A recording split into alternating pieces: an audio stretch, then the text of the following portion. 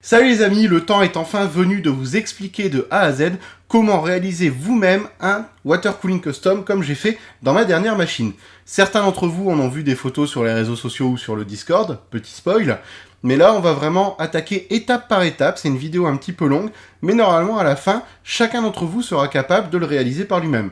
Vous allez voir que c'est pas si compliqué que ça demande surtout de la préparation et de la patience. On attaque tout de suite d'ailleurs avec la préparation. Qu'est-ce qu'il vous faut pour réaliser vous-même votre refroidissement custom? Déjà, je vais vous conseiller du Thermaltake parce que c'est des bons produits, c'est solide, c'est efficace, et en prix c'est raisonnable. Il va vous falloir le kit comme je vous ai présenté il y a quelques temps sur la chaîne, le petit kit water cooling custom complet, dans lequel vous aviez la pompe, les tuyaux, etc. Je vais pas revenir dessus, je vous mets la vidéo en description directement. Il va y avoir un gros travail préparatoire avant de vous lancer. La première étape va être d'assembler complètement votre PC. Il faut que vous ayez tout dedans. Vos composants, vos câbles de passé, comme s'il était prêt à démarrer tout simplement. Le but, c'est que vous puissiez, comme ici, faire un petit plan, vous dire voilà, mon PC ressemble à ça, j'aimerais que mes tuyaux passent dans ce sens-là. Ça va vous aider énormément pour la suite. Il faut pas que ça soit précis, il faut juste que ça vous donne une idée de ce que vous voulez faire. De toute façon, vous pourrez pas être précis, il faudra forcément vous adapter au fur et à mesure, vous le verrez. Également, dans les choses à préparer, il va y avoir, alors, vérifiez en fonction de votre plan que vous avez bien le bon nombre d'embouts, le bon nombre de coudes. Ne pas oublier, parce que ça c'est pas fourni dans le kit, d'acheter une valve de purge. On va voir juste après ce que c'est, ça sert à purger votre water cooling, le nom l'indique clairement. Il va vous falloir une pissette, du liquide, ils en donnent une bouteille. Si vous faites votre carte graphique et que comme moi vous utilisez un gros radiateur, prenez-en une deuxième. Également à prévoir, achetez par rapport au kit des tubes supplémentaires. Le kit est fourni avec des tubes en 50 mm de long, prenez des tubes en 1 mètre de long. C'est pas très cher, mais la première fois vous allez forcément rater des tuyaux et il faudra refaire. Donc prévoyez un petit peu de rab également sur ça. Point très important aussi, l'eau distillée. Il va vous en falloir au moins, vous savez, les gros bidons de 5 litres, au moins un gros bidon, sûr, pour dire d'être tranquille et ça va vous servir à beaucoup de choses. Dernier point, il va vous falloir également un petit bol, même un bon bol, un truc, un bon saladier, on va dire, à un quart, la moitié, avec de l'eau et du savon un peu liquide vaisselle peut-être, ça peut faire l'affaire aussi, qui va être l'élément principal également. Dans les achats supplémentaires à faire, ça coûte 60, 80 centimes, il faudra aller dans un magasin de bricolage, acheter, vous savez, du papier de verre, du papier ponce, une feuille avec du grain très fin. Moi, c'est ce que je vous conseille. Ça sera pour vos tuyaux. Donc tout ça, vous l'aurez compris, il faut le faire avant de vous lancer dans votre water cooling custom. Pour résumer, vérifiez votre matériel, assurez-vous d'avoir les bons outils, assurez-vous d'avoir les bons composants, assurez-vous d'avoir tout l'équipement. Faites-vous une checklist et vérifiez. C'est pas pendant que vous serez en plein milieu de votre montage que vous allez pouvoir vous permettre ça, ou alors si, mais votre PC sera pas prêt, quoi. Il faudra patienter le temps d'aller chercher, ça peut même vous poser des problèmes. Donc assurez-vous, le gros travail, c'est la préparation. Le deuxième point important, c'est la patience. Prenez votre temps. C'est ce qui va vous assurer la réussite sur ce projet. C'est de vous dire, voilà, je veux faire le pli dans ce sens-là. Réimaginez-vous dans votre tête comment vous allez le plier, sur quoi vous allez vous appuyer, quels outils vous allez utiliser. Toujours anticiper sur votre premier pliage. Après, vous prendrez le coup, vous allez en rater, comme je disais, en ayez bien conscience.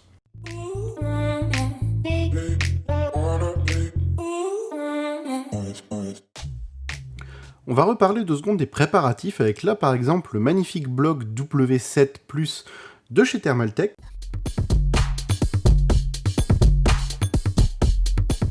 Comme je vous disais, il faut toujours vérifier que les blocs, que ce soit CPU, GPU ou autres, sont bien scellés. Pour ça, n'hésitez pas à resserrer un petit peu les vis qui sont déjà mises dessus. On ne sait jamais, on n'est jamais trop prudent. Certaines marques sont fragiles sur ça. Toujours dans les préparatifs, au niveau du radiateur, donc le CL480, qui est un radiateur 4 x 120 mm, j'ai commencé à le préparer en même temps que l'assemblage de la config parce que sur mon plan que je vous ai montré tout à l'heure, j'installe la purge dessus, comme vous voyez, sur le bas du radiateur, donc le point le plus bas justement du water cooling. J'ai installé un coude sur lequel vient se mettre un des embouts C-Pro de Thermaltake. Toujours pareil, donner un petit coup de clé, bien serrer ça correctement, sans trop forcer, ça ne sert à rien, parfois même ça compresse le joint, et c'est comme ça que vous allez générer des fuites. Je viens visser un autre embout sur la valve qui, là aussi, c'est une valve Thermaltake, c'est elle qui va permettre d'ouvrir ou de fermer tout simplement le circuit pour évacuer le liquide qu'on met à l'intérieur et pouvoir ainsi faire un nettoyage complet. Je vais mettre un petit bout de tube entre les deux, un petit bout de tube que j'ai récupéré. Toujours garder les chutes de toute façon de tube. Ça peut toujours servir à un moment ou à un autre. Et voilà à quoi ça ressemble une fois monté. Alors, c'est pas très esthétique, il faut être honnête, mais comme c'est sur le dessous, ça ne se voit absolument pas une fois la config terminée. Vous vous en rendrez compte à la fin. Toujours pareil, petite astuce que je vous donne pour les préparatifs. Là, en l'occurrence, au niveau des ventilateurs, je vais mettre des Ring Quad, toujours de chez Thermaltake, qui sont magnifiques. De toute façon, pour ceux qui avaient vu le live et qui ont déjà vu des photos, on sera tous d'accord, je pense. Là, la petite astuce en fait que je vous donne, qui est valable pour tout le reste de la config, consiste à mettre tous vos ventilateurs dans le même sens, c'est-à-dire toutes les sorties de câbles doivent être placées exactement au même endroit. Là, par exemple, c'est en haut sur le côté droit. Tous les autres ventilateurs qui sont présents sur le radiateur auront le câble en haut, côté droit. Ça permet de simplifier la synchronisation du RGB plus tard, ça permet aussi de simplifier le câble management, ça vous permet aussi de planquer vos câbles plus facilement. Là, en l'occurrence, on le voit pas au moment du montage, mais je les ai passés sous les ventilos, entre les ventilos et le radiateur, sans que ça gêne le flux d'air, ça fait qu'on ne voit aucun câble. C'est un montage 100% invisible, ça fait partie des préparatifs avant de vous lancer dans le water cooling. Pareil, pour visser vos ventilateurs, petite astuce, il ne sert à rien de serrer trop fort. Je vois parfois des photos où les coins des ventilateurs sont pliés tellement vous avez serré, ça ne sert à rien. En plus là, il y a des caoutchoucs pour limiter les vibrations et donc le bruit.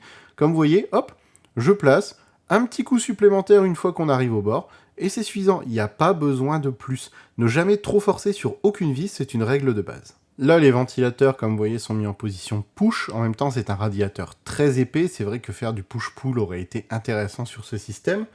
Au vu de la façon dont j'ai monté le PC, enfin, de toute façon, je n'avais plus assez de ventilateurs. Vous verrez une fois la config finale montrer pourquoi il y a un nombre incalculable déjà dedans.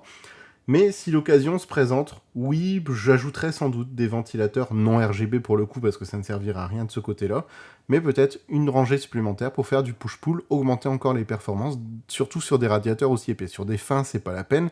Quand on en arrive à des modèles comme celui-ci, ça peut devenir intéressant. Voilà, donc comme je vous disais, il est important, avant de commencer, que votre config soit pré-monté, que vous ayez tout assemblé, que vous ayez câblé votre config, que tout soit prêt, comme si le PC allait démarrer là, maintenant, tout de suite. J'ai déjà également, comme vous voyez, placé mes embouts en essayant de respecter plus ou moins le plan que j'avais fait, que je vous ai montré en tout début de vidéo. L'idée, comme je vous disais, est que ce plan est approximatif. Vous allez l'adapter une fois que vous serez en situation réelle.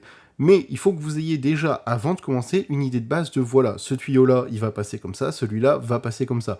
Ça vous aide à savoir où vous allez placer des coudes, comme par exemple là sur la carte graphique, où vous allez rester sur des embouts droits, comme par exemple sur le radiateur, où j'ai une entrée en embout droit et une sortie avec un coude. Tout ça se fait avant en fait de vous lancer dans le water cooling.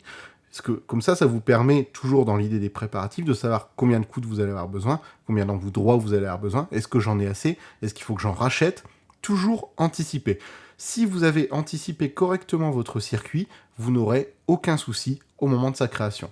Une fois que tout est bon, faites une ultime vérification par rapport à votre plan, être sûr que tout va bien se passer, adapter au cas où, bref, finissez d'anticiper en regardant votre config monter complètement pour ne pas avoir de soucis par la suite.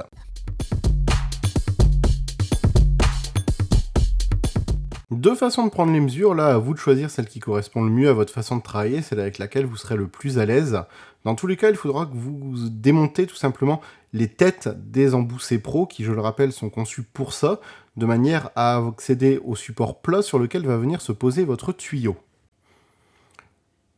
Une fois que c'est démonté, la première méthode, c'est d'utiliser tout simplement le tube en silicone, qui est fourni généralement avec le kit de découpage ou avec le kit de water cooling. Vous venez le poser, il fait à peu près le même diamètre que votre tuyau, ça vous donnera une bonne idée. Vous regardez en fonction de l'angle que vous souhaitez faire et de la forme que vous souhaitez donner au tuyau, où est-ce qu'il arrive, et ça va vous donner une indication sur la longueur qu'il va falloir utiliser pour réaliser justement ce morceau de tuyau. Une fois que vous avez la longueur, vous reportez sur votre tube. Je vous conseille, vu que vous êtes débutant, je vais pas vous mentir, vous vous tromperez forcément à un moment ou à un autre, ajoutez 1 ou 2 cm à cette longueur par sécurité, ne serait-ce que si vous ratez la découpe ou autre. La deuxième méthode, c'est d'utiliser un mètre ou une règle. Évitez le métal. Je sais que je le fais, c'est pas bien. Évitez le métal. Là, c'est plus simple. Utilisez même, vous savez, les mètres pour couturier qui sont très souples, généralement en plastique. Vous prenez la mesure, vous la reportez de la même façon sur votre tuyau. Moi, personnellement, je retiens la mesure avec mes doigts, mais vous pouvez parfaitement utiliser un marqueur Velleda, vous savez, comme on écrit au tableau, quelque chose qui s'efface avec un petit coton et de l'alcool, pour marquer votre tube là où vous souhaitez le découper.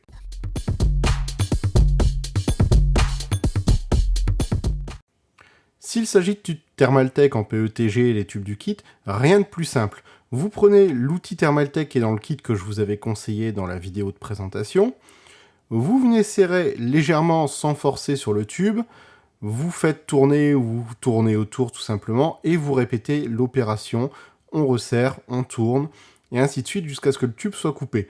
L'avantage de ce matériau-là, c'est que comparé à l'acrylique par exemple, c'est que c'est beaucoup plus résistant, c'est moins fragile, et donc c'est plus simple pour débuter, faire un premier water cooling. Après, il existe d'autres outils, plus en forme de ciseaux, ou parfois des petites scies également, qui servent également à couper ces tubes et qui fonctionnent tout à fait correctement, hein. Là, c'est parce que c'est l'outil fourni dans le kit, il fonctionne très bien d'ailleurs, donc pas besoin d'autre chose.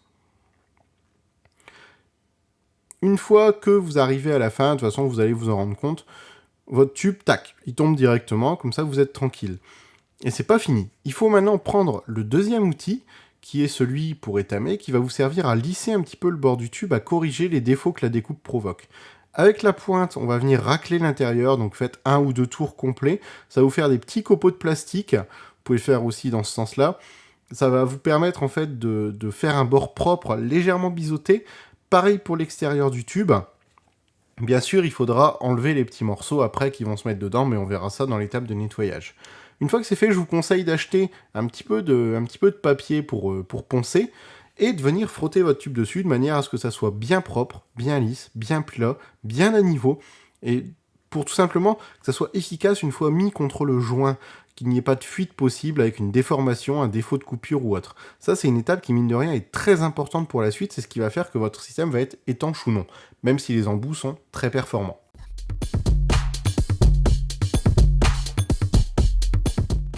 Pour savoir où faire votre angle, par exemple là, à 90 degrés, 2 méthodes existent, soit avec une équerre en plastique, soit, comme je vais vous montrer là, en utilisant 2 tubes, vous repérez l'endroit où ils se croisent, et ça va vous donner la zone où il faudra tout simplement réaliser votre pliage, avec en plus l'avantage de voir un petit peu le diamètre et le résultat final en avance.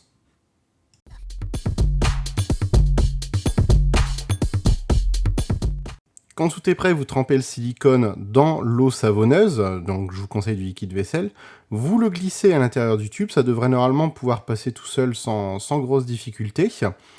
Vous pouvez maintenant démarrer votre pistolet à air chaud, réglé sur environ 200-250 degrés, et là, il ne faut en aucun cas arrêter de tourner, ni de faire ce petit mouvement que je fais, vous voyez, de droite à gauche, autour de la zone de pli. Pourquoi ? Le but, là, va être de chauffer l'endroit où vous voulez plier, mais également légèrement autour, de façon à ce que, quand vous allez réaliser votre coude, que ça soit 90, 45, 180 degrés, peu importe, tout le plastique puisse se former correctement. Si vous chauffez uniquement un point précis, au moment de plier, tout ce qui est autour, c'est froid, ça va forcer un petit peu, ça va déformer en fait votre pli. Que si vous tournez constamment, ça va chauffer l'intégralité du tour du tube, plus le petit décalage gauche-droite qui permet de chauffer autour. Ne jamais être collé directement au pistolet à chaleur, ça ne sert à rien non plus, puisque ça va au contraire vous créer des bulles, et c'est là que ça va devenir dégueulasse, noirci, etc.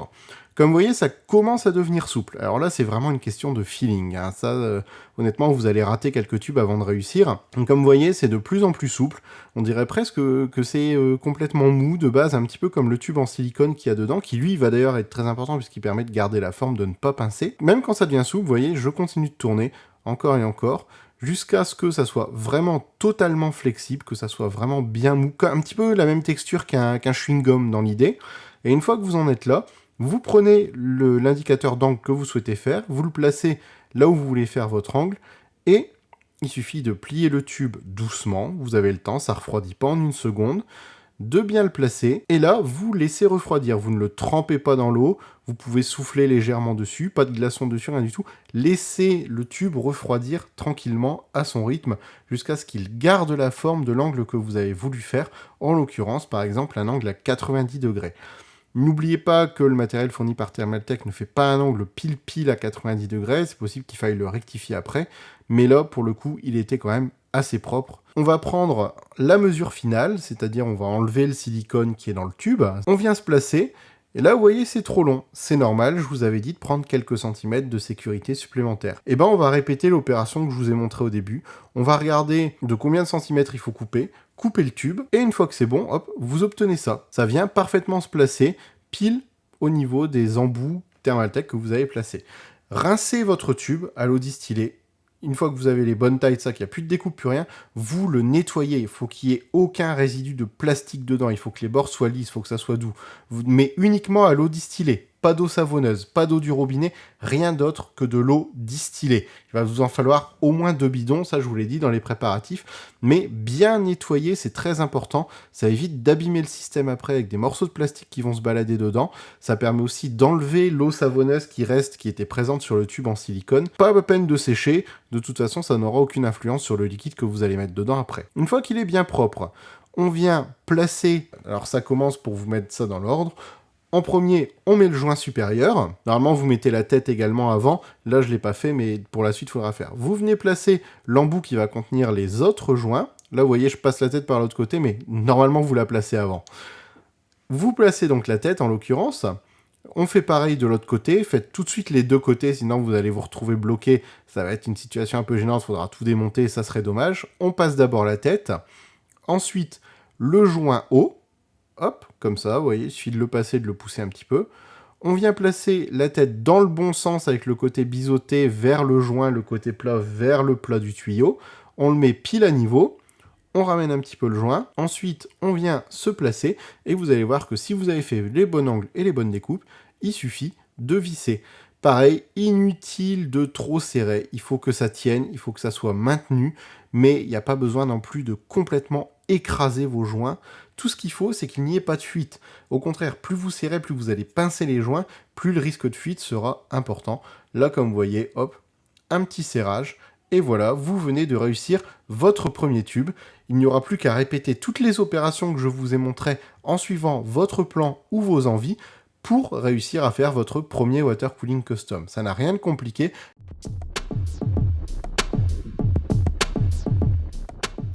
On va maintenant voir un pliage un peu plus compliqué, puisque comme vous voyez, il y a déjà un angle à 90 degrés dessus. Donc là, pareil, je chauffe la zone, mais il faut bien avoir conscience que vous pouvez vous retrouver avec votre premier coude d'un petit peu ramolli et l'angle qui bouge. Donc ça, c'est des pliages un petit peu plus complexes. On chauffe la zone, jamais trop proche, toujours tourner. Là, vous voyez que je fais beaucoup moins le mouvement droite-gauche pour éviter de chauffer la zone qui est déjà pliée, éviter de tout simplement défaire le coude que j'ai déjà réalisé. N'oubliez pas que ça prend un peu de temps, c'est un jeu de patience de chauffer, mais c'est la phase la plus déterminante. C'est ce qui va faire si votre coude va être réussi, si vous allez abîmer ou non votre tuyau. Donc là, je viens le placer du coup dans l'outil Thermaltake parce que je sais que j'ai la place. Vous voyez que ça passe, ça m'aide à assurer l'angle en quelque sorte. Le tout là est de faire un U. Je ne peux pas utiliser le 180 car c'est un peu trop écarté. Donc là, je le maintiens, je le resserre un petit peu pour qu'il soit parfait. Je vérifie qu'il y a bien la bonne distance. Je maintiens et je laisse refroidir. Toujours laisser refroidir tranquillement. Si vous loupez un angle, vous pouvez parfaitement rechauffer un petit peu pour jouer dessus, mais ayez conscience que ça peut être un peu plus compliqué. Autre angle complexe, là vous voyez que c'est sur un long tube, toujours pareil de 1 mètre. J'ai déjà un angle à 90, j'ai un deuxième angle là. Là, le but est de maintenir l'angle à plat et de faire un 90 par rapport à l'autre. Le meilleur moyen que j'ai trouvé était d'utiliser la table. Le bord de table était parfaitement à 90 degrés. Ça me permet, vous voyez, de maintenir le tube dans le bon sens et de faire mon angle à 90 degrés dans l'autre sens de manière à faire une espèce de S, mais en 3D. On a cette espèce d'escalier, ce coude nickel, parce que j'ai pu le maintenir sur la table. Avoir un plan de travail qui supporte la chaleur va être très important également. Ça va vous permettre de réaliser des pliages tout simplement un peu plus complexes comme celui-ci, sans avoir trop de difficultés. Ça, justement, c'était le tube du haut. En parlant de tube du haut, là, on est sur un pliage beaucoup plus petit, pareil, beaucoup plus complexe. Celui-là, ça n'a pas été ma plus grande réussite. Il était très compliqué parce que très petit. C'est celui qui sort du radiateur pour retourner à la pompe. Donc, comme vous voyez, c'était vraiment des plis très proches les uns des autres. Là, c'est du limite fait à l'œil, c'est du limite fait à la main. C'est particulier comme pliage, vous en aurez certainement à faire. Ça paye pas de mine, mais c'est certainement cela que vous allez réussir le moins souvent et qu'il faudra recommencer 1, 2, 3 fois. C'est pour ça que je vous dis, des tubes en plus vont être importants.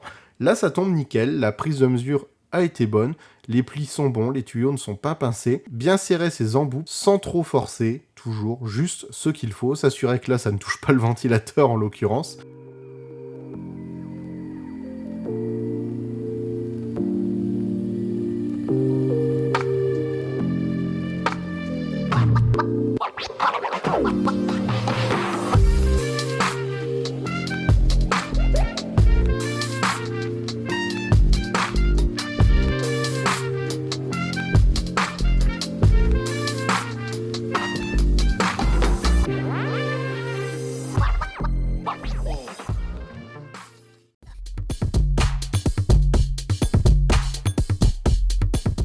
Pour terminer, on va maintenant remplir le circuit.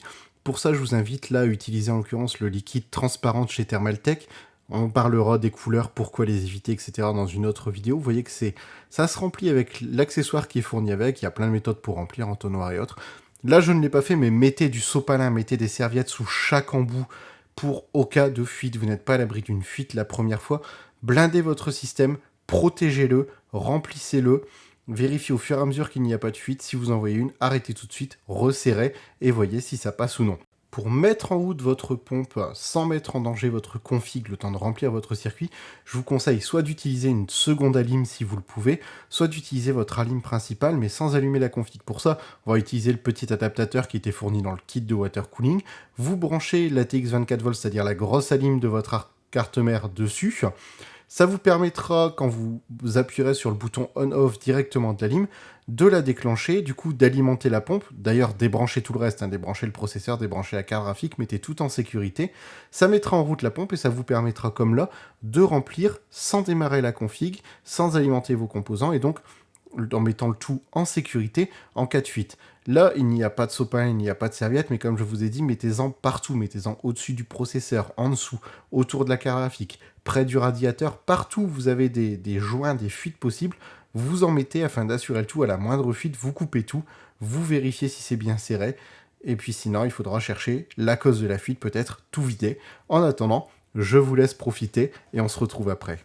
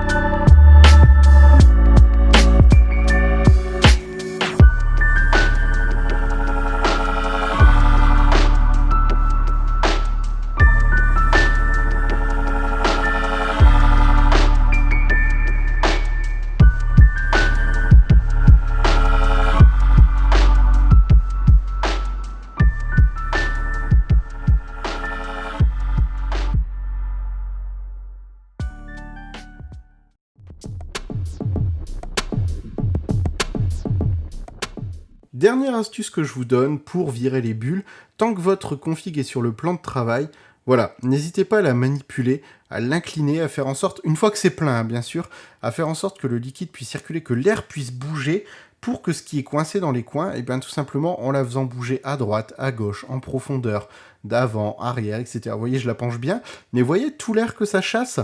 Et ben tout ça, c'est une aide que vous donnez à votre système. C'est des bulles d'air qui ne sortiront pas plus tard, c'est des bulles d'air qui sont dégagées tout de suite et qui auront du mal à sortir de toute façon si vous ne bougez pas, si vous n'inclinez pas, etc. Donc n'hésitez pas à manipuler votre PC, allez-y doucement quand même, mais vous allez voir, ça va vous dégager vraiment la majorité des bulles qui sont contenues dedans et faire gagner un temps précieux à votre système, vous permettre de le remplir correctement et de vous assurer en même temps que tout va bien.